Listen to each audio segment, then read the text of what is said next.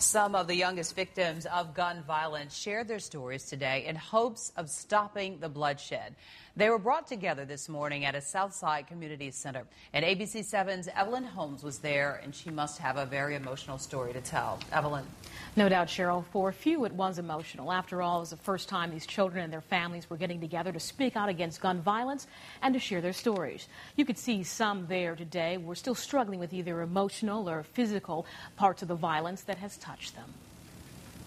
God, we thank you, dear God, for your children that you allowed to still remain and be here with us. There is prayer for the children of gun violence that we rarely see, like 5-year-old Martrell Stevenson.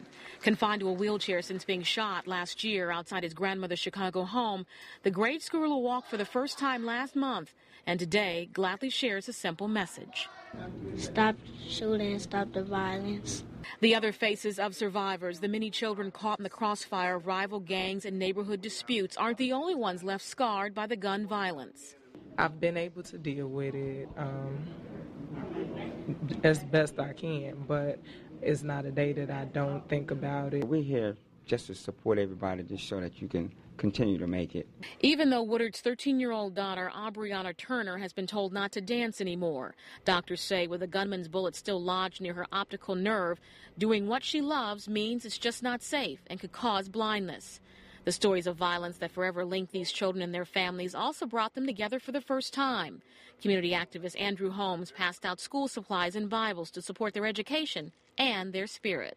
As many of these kids here, I've held their hands, been the first one on the scene when they've been hit by these guns. And while Kathy Haywood may be healing quickly physically, the emotional wounds of being attacked outside her West Side home are taking a little longer.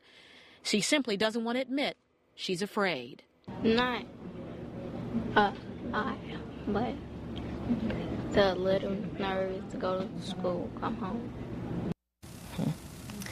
For many of these children there, that kind of fear is very real. Many of the parents today also said that they have become overly protective of their children and say it's hard not to be reminded of the gun violence when you hear about it almost every day. Organizers are hoping to have another get-together, but they also say, Cheryl and Linda, that the horrible part about that will be you can bet, pretty much bet, that there are going to be more families there the next time they have another meeting. That's sad. Yep. Reality. Thanks, Evelyn. You're welcome.